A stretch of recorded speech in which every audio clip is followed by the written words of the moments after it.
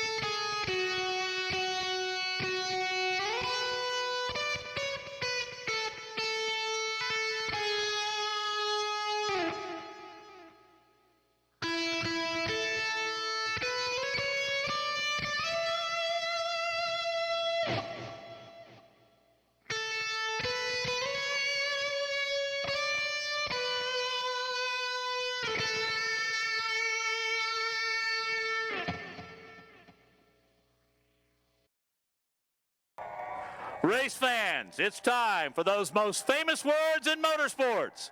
Here to give the command, please welcome Biomedical Equipment Tech at Maxwell Air Force Base, Senior Airman James A. Sotilli. Drivers, start your engines.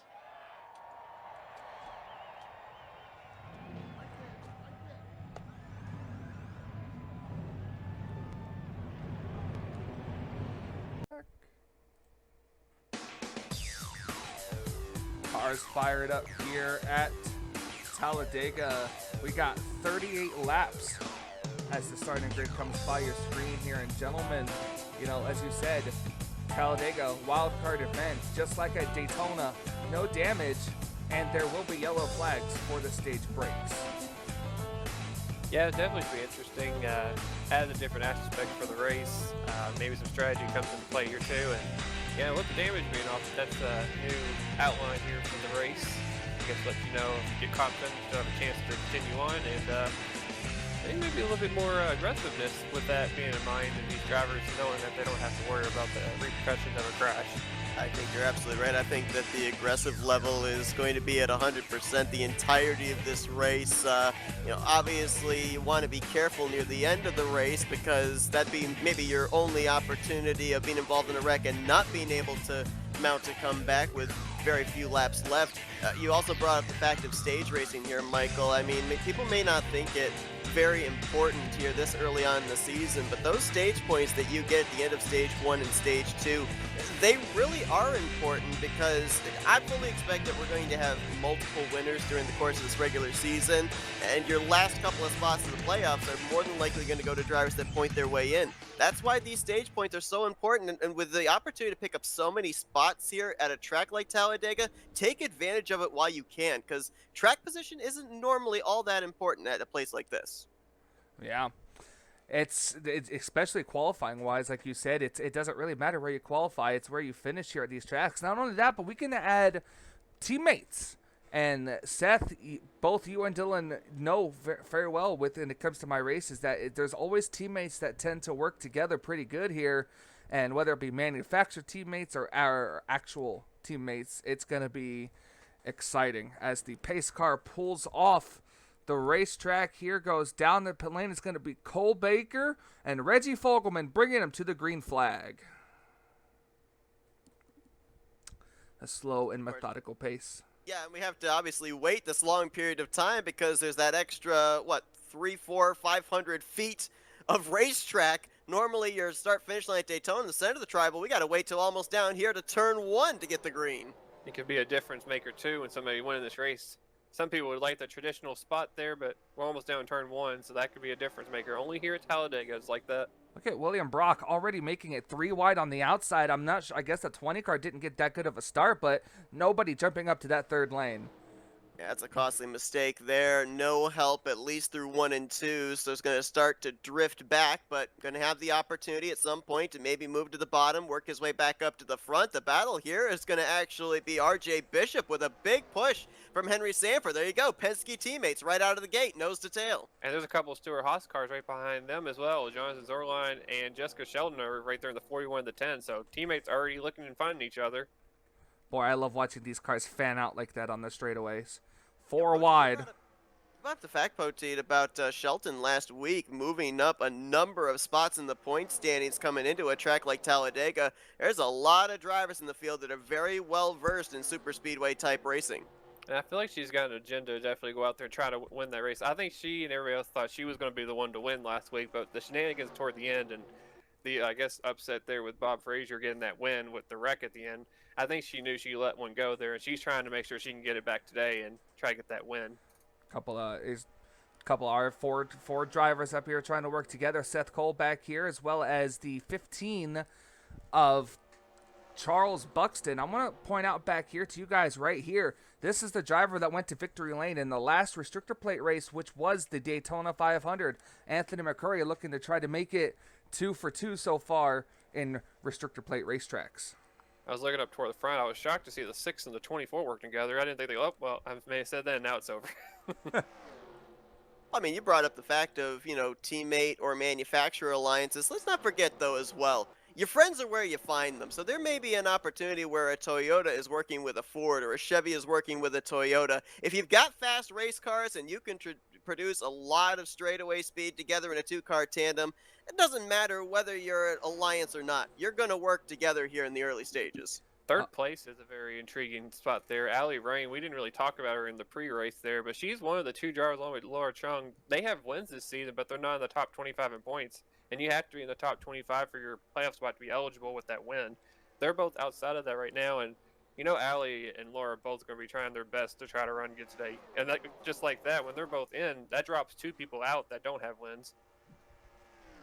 Seth Cole taking the lead here. He's got James Qualls right behind him now. Qualls, he always seems to be a factor here when it comes to these types of racetracks here. And I mean, I know that they say that anyone has a chance at winning here, but with all the cars same equal rating, he really shines on these plate track racing. And Curry back there and Colin Cropley are 4 wide. They were hitting doors. Sorry to interrupt you guys there. I thought we were going to have a wreck there. We wouldn't have known if they were rubbing doors. Somewhat similar coloring on those paint schemes. So if they exchanged paint, we wouldn't have known. Yeah. Look at these cars. All 38 cars still in this lead pack, fanning out here. I had an interesting question for you guys, just based off of what Dylan was talking about in the case of Allie Rain and Laura Chung. I mean, if the case that they're in, the scenario they're in right now, you come into a wild card race like Talladega, what are you looking for tonight? Are you looking for the points or are you looking for the win? Because more than likely, if you're able to get a second victory on the season, move yourself up in the top 25, you've automatically jumped up to the #1 seed. You leapfrog the drivers that have 1 win this season. Oh, yeah, and that's just a product of wildcard races like that. I mean, honestly, anything can happen in these races. You jump up in the top 25, you're #1, then you got to keep yourself inside the top 25 here. Seth Cole leading the pack here. He had a couple of teammates behind him, but they're getting shuffled back. Here comes Benjamin Miles, who started this race dead last, and here he is in second place. To kind of add on to that point with those 2 drivers need to get points. I mean, it's so early in the season. They're actually right outside the top 25. I think they're actually 27th and 28th. So I don't think it's a full necessity they need to get points. But, I mean, I think they're probably their mindset, I would say, for the most part, may stay the same, trying to get a win again for sure. I mean, getting 2 wins, I feel like would all but solidify your spot. Then it's just managing the points the rest of the way. We also got to... Oh, sorry, Seth. We also got to point out real quick, too, our stage #1 ends on lap number 10. And I'll tell you, they've been running 3 wide, several rows deep the entirety of this race, but that last lap, I think we had at least 2, maybe 3 formations of 4 wide. Our pole sitter, Cole Baker, was actually right in the middle of it at one point. I mean, that was getting a little bit sketch. A lot of drivers moving back and forth. That wouldn't have taken much for slight contact, and maybe our first caution coming out for cause. We're going to go 4 wide up here at the front. That was close. Yeah, that 19 car has been around a couple of 4 wide situations there. That's the second time I think I've seen them in that deal today. Yeah, we talk about teams up here. Hendrick Motorsports seems to run pretty good at these racetracks. I mean, look, Seth Cole still leading right now. Cole Baker for Richard Petty coming back up here. And here comes the 48 of Cody Lamas. That's a Hendrick driver that really doesn't like to... He races just like he does in real life, if that makes sense. Well, he'll hang out at the back, but try to get up to the front when it matters. But I have to think the no damage factor in these type of races. That's got to change a driver's mentality of, maybe I'll just hang at the back and wait and see what happens, because, go for it. If you end up getting involved in a wreck, you've got a mulligan, you got a second chance, and then you can adjust your strategy. I think every single one of these drivers, once the green flag dropped, they were in full go mode. Nobody was in conserve mode. Look at Sorry, Dylan, go ahead. Oh, I was just going to say, Seth had that lead for a while. It looks like he finally lost it there to RJ Bishop. I think now it's go time for these stage points and wanting to get that playoff point as well for these drivers. Look at the all-female team of Spire Motorsports. Look at them running nose to tail right here.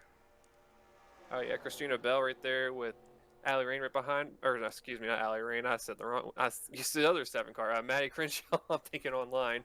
Yeah, they're up here towards the front now. I think they've been hanging around the back. They're up here now trying to get some points. It's all about trying to fade and come back right when it means the most here. 2 laps left in stage #1 here. And now we've got Zachary Fitzwater leading. Maddie right behind him. And another already a winner so far in the 41 of Jonathan Zorline. Yeah, and you may not have noticed it there through the tribal coming to the start-finish line, but Fitzwater pulled a pretty good move there on the Spire Chevrolets, and the fact that he moved up to the middle line, and you had Maddie Crenshaw move up there with him. Christina Bell moved up there, and he was able to catch the 77 out, allowing Zorline to get to the inside. I think he tried to move the 41 up the inside to his back bumper through 1 and 2. So a lot of drivers here, once they get out to the race lead, they try and control the draft, control the lines of momentum, but when they're 4 or 3 wide behind like they are right now, that makes it a little bit difficult to know where the momentum exactly is coming from. Now they're 4 wide. I was going to say 4 wide earlier, and I didn't. Now I can say 4 wide because that's what they're doing. I think that's how. There it is. Yep. So throwing the caution flag now. This to end the stage. This is the last lap. They are racing back to the yellow. Look at Trey Wright up here. He stole a win away at Auto Club, and now he's trying to go for the lead with Cody Lamas right behind him. Don't think he would say he stole it. I mean, if you get a checkered flag by any means necessary, that's all that matters. And now trying to just add on, I mean, let's remember too that if he wins this stage, that's a playoff point towards the postseason. Looks like he's going to be able to hang on there. Blocks 48 there late. Just needs to hang on just a little bit longer. Coming to the line here. Caution is out to end the stage. The 38 of Trey Wright wins stage number 1. And now that the scoring has updated, your stage winners, I guess I call them because they're all technically winners because they do get points. Oh, wait, whoa. What's going on with Zorlin and Bell? Oh, we got a wreck. Got a wreck there in the middle of the pack. Oh. Well, that's... around. I claim this to be a formality of cautions when they're all slowing down and they're all clumped together. Or people just don't like each other. There's it's that plus there's no damage, so yeah, we saw some rubbing of doors exchanged there on that run. There may be some hurt feelings. That's always possible, especially here at Talladega. Well, now that we're under caution, we got the stage results here. We're going to take a quick commercial break and be right back with more action here at Talladega.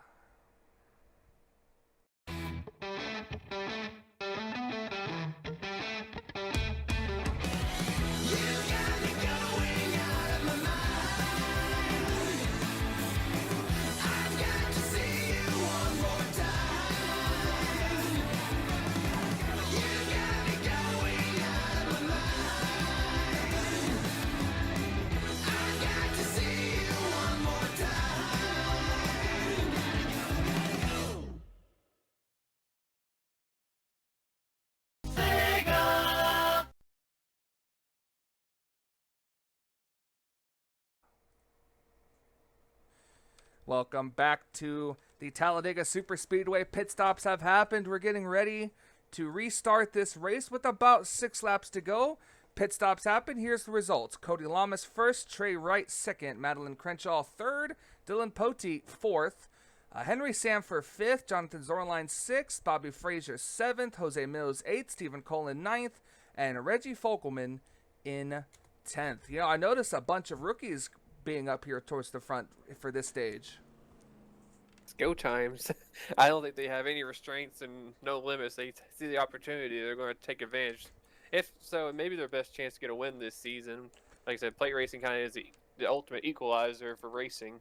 So yeah, definitely going to take advantage. I'm going to echo exactly what Dylan just said there. Being a super speedway, this is definitely a track that the rookies had circled on their schedule. Level playing field here against the seasoned veterans. I mean, here today, experience does come into play, but a lot of times you have to have a little bit of luck on your side also. We also, unfortunately, had issue under the yellow. Daniel Voiles in the 62 actually broke a camshaft and is out of the race. He just came off a bad race last week. He had dropped 9 spots down to 25th in points in that pivotal spot, and unfortunately probably going to drop out of the top 25 after today. And the restart zone, green flag back in the air. We're back underway here at Talladega. No one really branched out this time. Usually you'll see them go 2 or 3 wide there. A couple of guys did that back there. Frazier, the 18 of Jose Mills. He had Madeline Crenshaw there at the start-finish line jump up to the top side. But yeah, to your point, most drivers stayed in line. I think a big reason for that is if you go back to the initial start of this race when I think it was William Brock jumped up to the top side trying to pick up a couple positions, he went directly to the back. So nobody wants to be in that situation right now. Right, Dylan, wide for the lead. So look at Dylan Poteet make the move 3 wide to the inside. He's got a Ford teammate behind him and Henry Samfer here. Definitely noticed it. Seems like the Fords, it almost seems like real life watching a plate race. These Fords just seem like they just get to the front, they work together, and they do so well together. And actually going back to last season, I believe, was it the 10 car? Stuart Haas car actually won the Talladega race last season. So, I mean, they've got the speed to win these races for sure.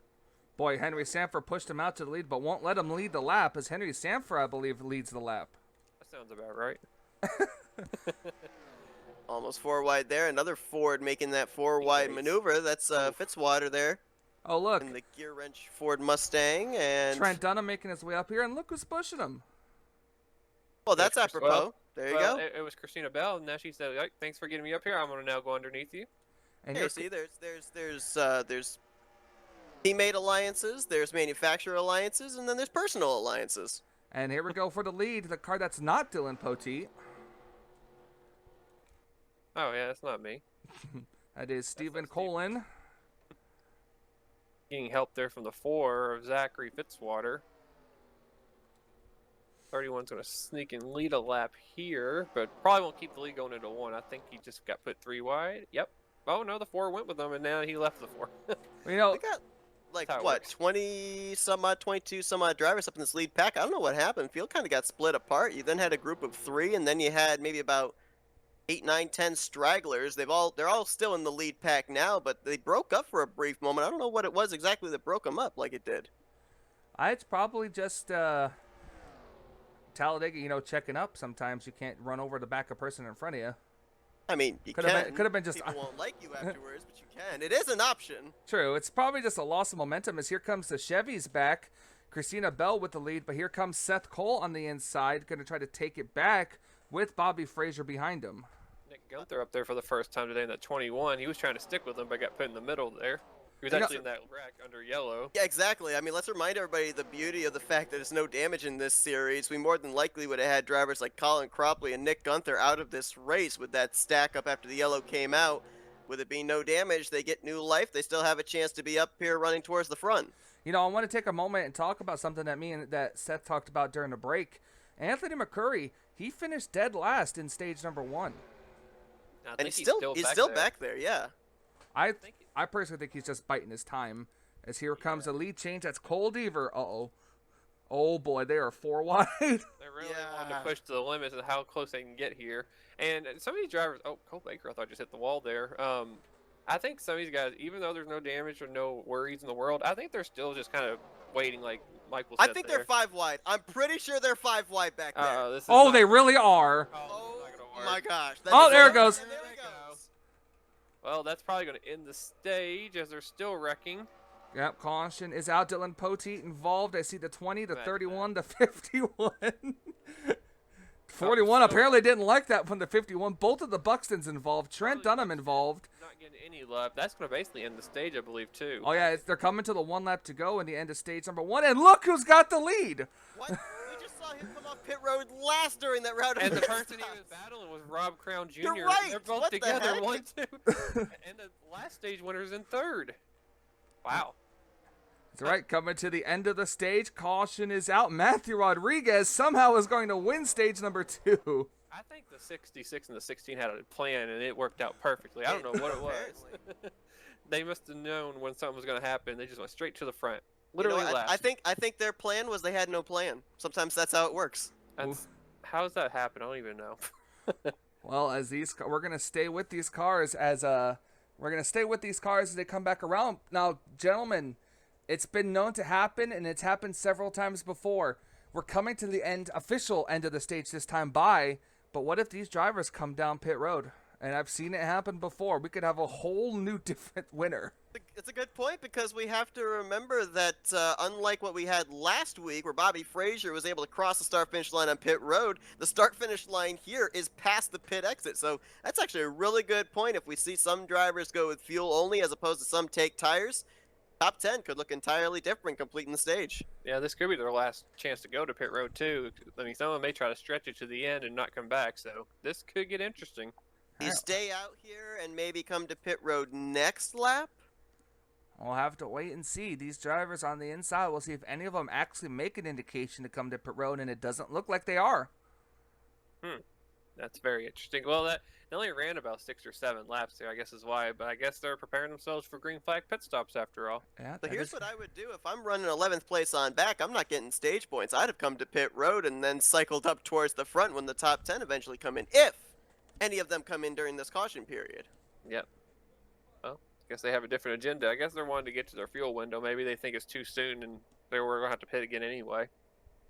Talked about the dominance of the Blue Ovals, Poteet. Ford's going to sweep the stages.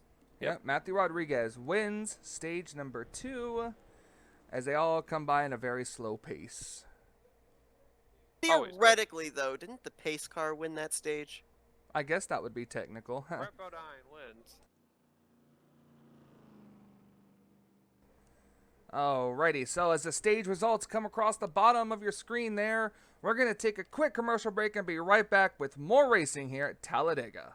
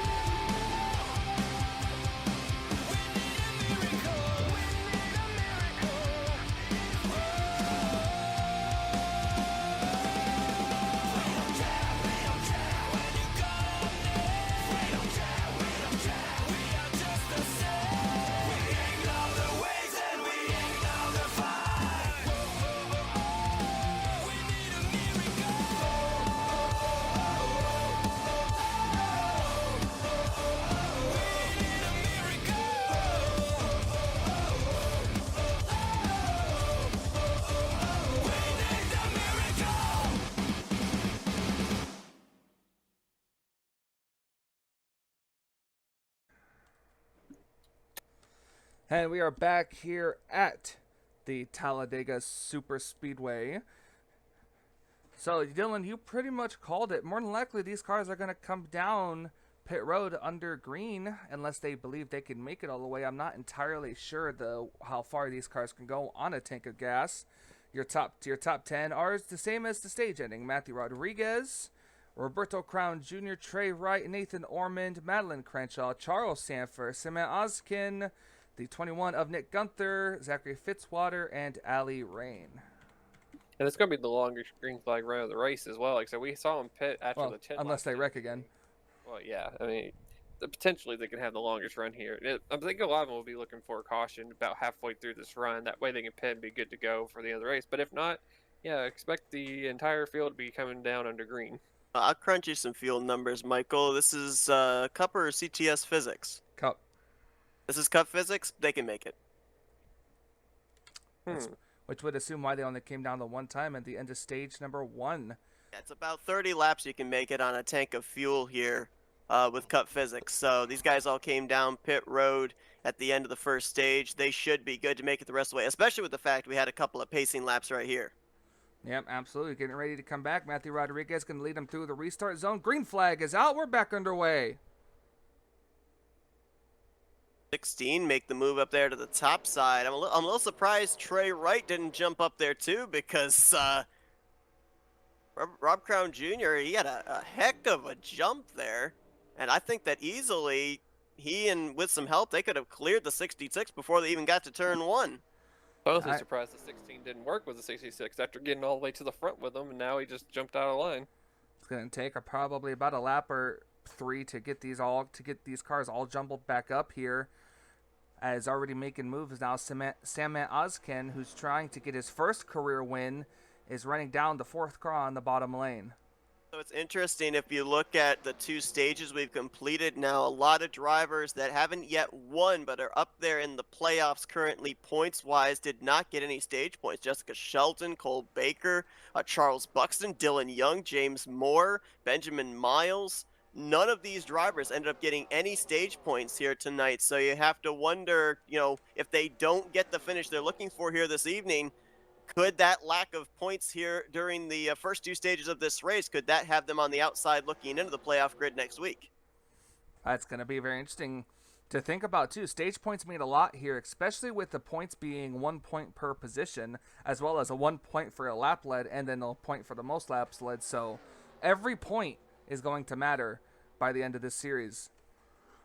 And our points there, we talked about Anthony McCurry not really doing anything in the first stage. I don't believe he really did anything in the second stage there either. He's at the back half of this front pack, but it's about the furthest up he's been all race, basically. He's been hanging out back almost the entire race.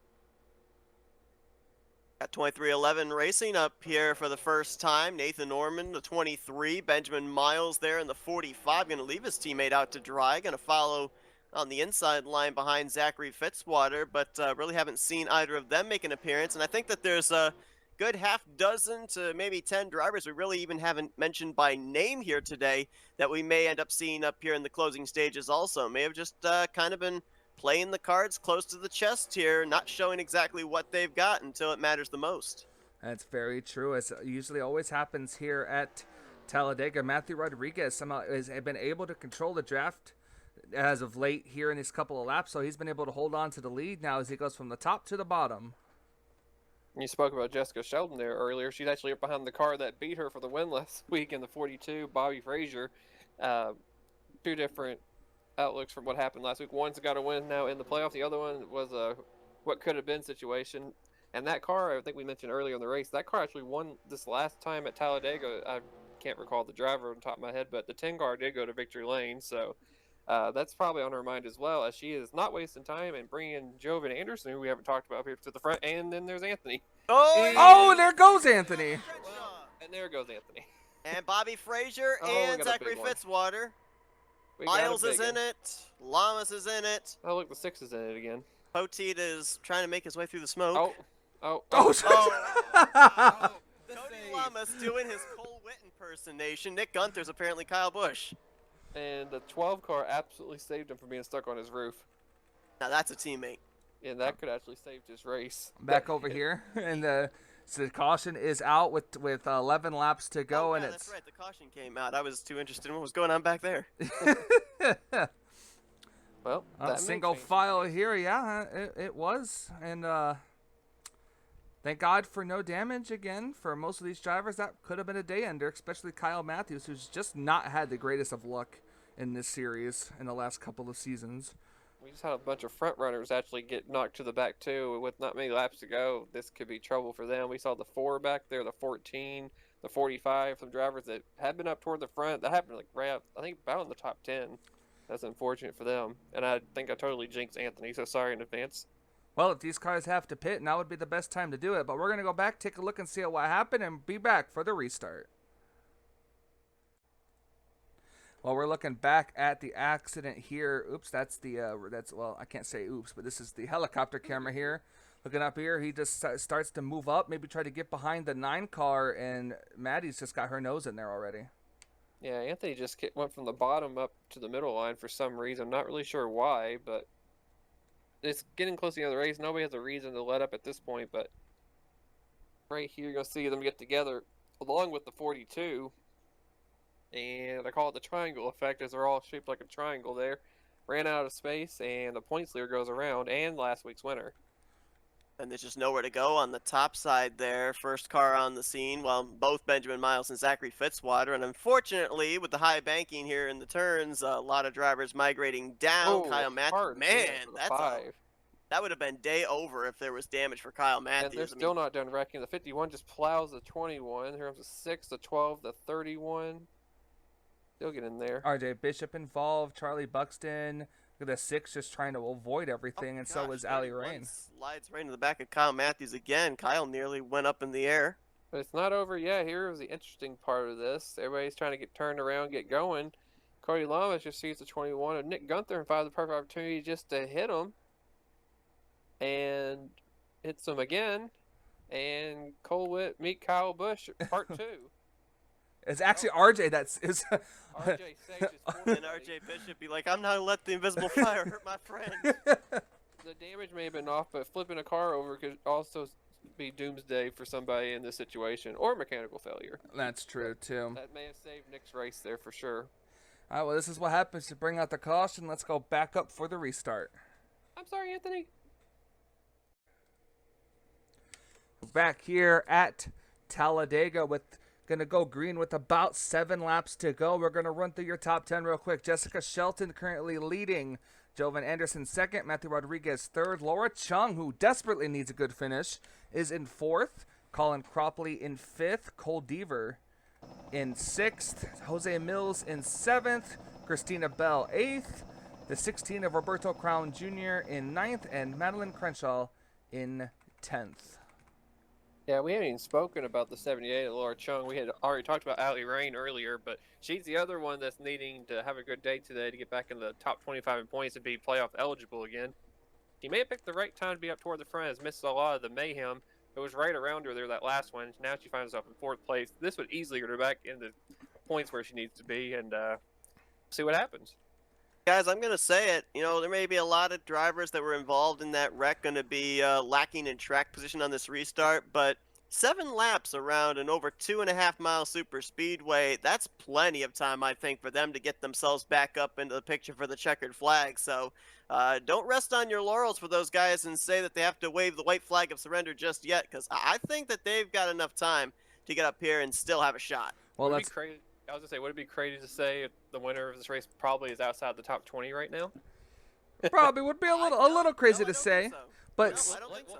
We'll check at the end of the race, and we'll go back see where they were running, whoever wins, see if they're outside, see if I was right. But Seth, we also got to remember the one important factor, as everyone's going to freight train Matthew Rodriguez on the inside here.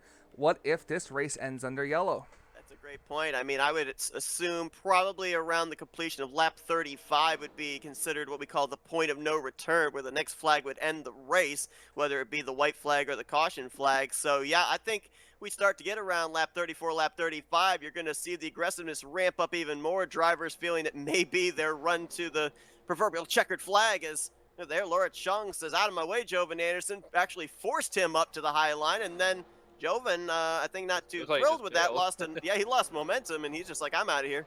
They got the Bass Pro cars on the bottom. Well, as I say that, Colin Cropley was getting a push there from the 3 of Cole Deaver, and now they're separated. I think actually Colin's looking for his teammate there in the 18. Jose Mills is now right behind a couple of Gibbs cars. It's going to take a little bit for some of these cars to get back caught up with this pack here. So these cars are going to have a decent amount of time to be able to go back and forth and try to see who can win this race before the big pack catches up and we run the higher risk factor of a caution. 17 of James Moore now making an appearance up inside of the top 10. Haven't mentioned him really all day long. Currently comes into this race in a playoff position through points, so keep an eye on him. And Shelton's doing a great job of blocking both lanes. You talked about how she feels she was owed one from Bristol Dirt last week. Obviously right now racing with a purpose, trying to keep them all in a rearview mirror, but Cologne going to make a move down to the inside. Not sure if she's going to be able to block that That's one. Roberto Crown Jr. That guy too, yep. It's okay. We both had our fill for the race. I'm sure if Stephen Cologne was up there, he'd have made the same move. Now look at this. Seth Cole was going to go with the 16, but now Charles Sanford forces it 3 wide. Sanford trying to get up here. I haven't really talked about him, and Trent Dunham's back up here along with the 20 of Reggie Fogelman. Some of these guys are showing up here right at the right time, but it still might be a little too early to make these moves, and it seems like it takes a couple laps for some of these guys to cycle back up there.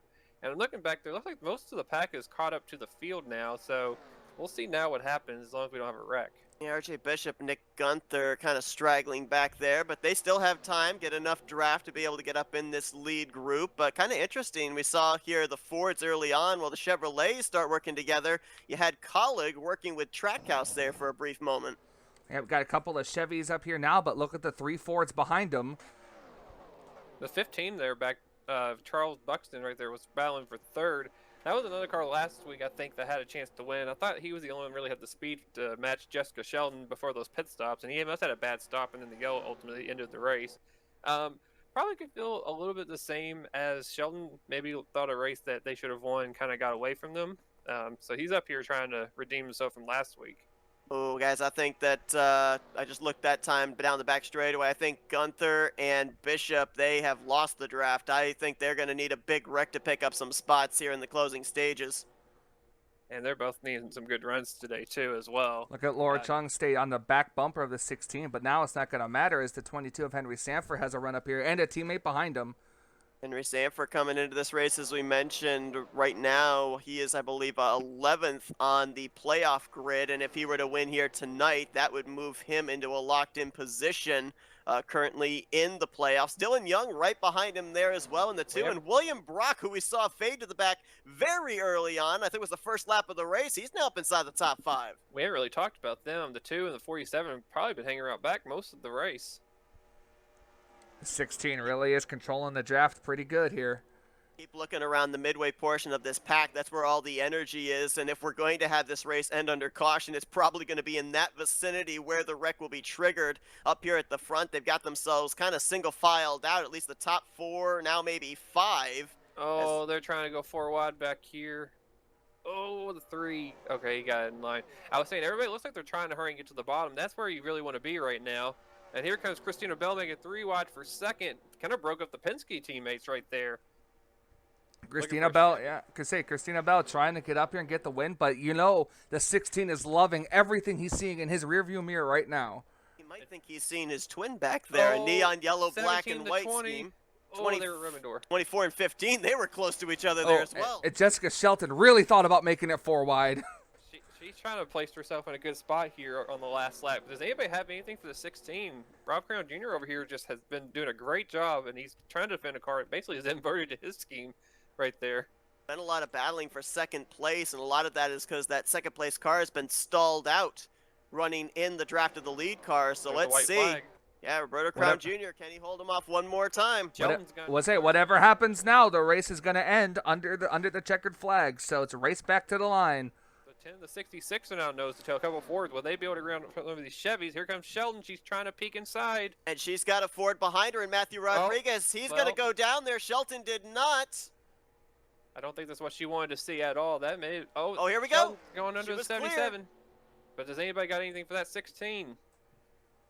I'll have to wait and see the run to the line. We've seen this happen before. Keep it up here. We're going to try to see what's going to happen. Is the 10 car going to try to go to the inside? The 16 is going to be able to block. I don't think there's enough momentum. Just like that, Roberto Crown Jr. is going to win at Talladega. And 2 weeks in a row, the bridesmaid goes to the 10 car. You just can't write this stuff, guys. How about Joe Gibbs up here, too? You know, Yeah, they got 4th and 5th. Cropley and Allie Rain got a top 10. We were talking about her. She needed to run. She got 8th right there. Mills. Mills was the other driver. I blanked out for a minute there. And Rob Crown Jr., 22nd in points coming to this race, now has a win, solidified right now in the points for sure, and has now a playoff spot, the old coveted spot right now for the 16 team. So that's a huge run right there and a big win for that colleague team. Yeah, small team, 2 cars in the field with himself and Steven Colon. So looking bit back, of an underdog victory there. Looking back here at Nick Gunther, the race is official. We're going to go watch the 16 do his burnouts and head to victory lane here and be back for the official race results.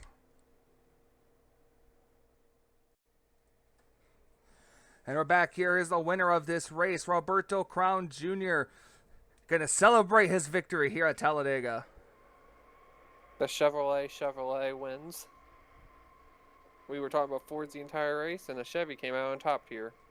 Been a huge win for that 16 team. So obviously, you know, when you end up having a dominating performance at, say, a short track or a mile and a half, that win is special. But when you know that you were able to topple the rest of the competition with everyone on a level playing field, I mean, obviously that kind of just ups the importance of the victory. And, you know, we were talking about this too just before he came here on the front straightaway, was the fact that, you know, we weren't even talking about this 16 car the entirety of that first stage. It was that whole bunch of strategy we saw there of being at the back and working his way to the front at the end of the second stage that gave him the track position he needed to close out the deal. And as he pulls into victory lane here, he's going to celebrate with his team. We're going to go now and get the official race results. Back here, looking at our official race results, Roberto Crown Jr. in victory lane, celebrating with colleague and his team here. And guys, that was one heck of a race, honestly.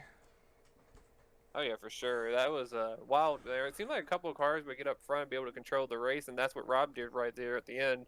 Was able to hold on to all the charging there from Jessica Shelton and Matthew Rodriguez. Was able to hang on, get win number 1, and definitely the more important thing about it, a playoff spot now guaranteed as long as he stays in the top 25 points, which looks to be in pretty good shape as of now. Yeah, and you talked about, you know, those Toyotas popping up there late, like Cropley, Mills. You got Benjamin Miles up here in 9th, with Roberto Crown Jr. taking the checkers here tonight. Chevrolet now has 4 wins on the season. Ford has 3. The Camrys are still trying to break into victory lane. Yeah, absolutely. You know, and it's nice to see about Matthew Rodriguez. This guy who was probably around the last place, around the back half of the field at the end of the first stage, and here he is, third place. You're not supposed to find anything nice to say about Matthew Rodriguez. It just blows my mind. Those two were battling for last off pit road at the end of the first stage, and the 16 and 66 get 1 and 3 today. It's just that tells you never give up at these plate races. Anything can happen, and basically that's what happened there. Yeah. James Moore, RFK, 11th place here. Poteet, 15th. Kyle Matthews battling back from that late race wreck to 13th. Winner Bobby Frazier at 12th. Jovan Anderson, William Brock, who was running up pretty good, falls back to 18th. And I'm telling you, that last couple laps, it's honestly just a scramble.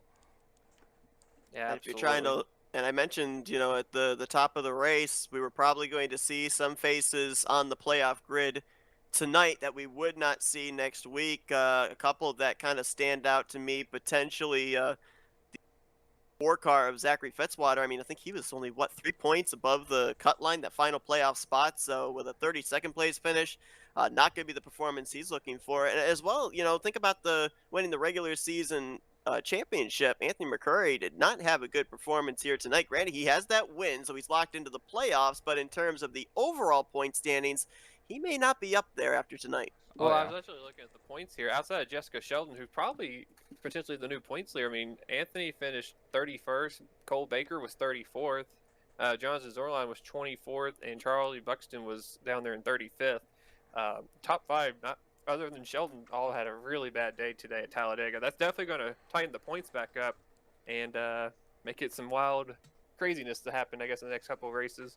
Oh yeah, that reminds me. I need to bring up the schedule so I can put down who wins the races here. So Roberto Crown Jr. will take his place on here as the winner of Talladega, and that's another person who I get to add to the list also for the All-Star race, which is coming up here very soon. And I can't believe I just closed that. Oh no, I know where we're going next week. We're going a little more east. We're heading to the Atlanta Motor Speedway, or the Atlanta Super Speedway now, as the acronym has changed. And gentlemen, well, thank you guys so much for joining me here. It was a heck of a race here under the lights at Talladega. Yeah, thanks for having us. It was great. Another fun race here. Always fun to watch the plate racing, and probably was a good show for the fans. Yeah, you can never have a bad super speedway race. Doesn't matter what type of cars are on the racetrack, who the drivers are behind the wheel. It was a pleasure to be a part of it. Well, unless Seth wins it, it's not good. Yeah, that's true. I liked watching Dylan get involved in a couple of wrecks. That was cool. Okay. Well, once again, thank you guys so much for joining me, and thank you guys so much for watching. Michael Norman, the official voice of the Budweiser All-Pro Series. For Dylan Poteet, Seth Cole, I say, until we meet again.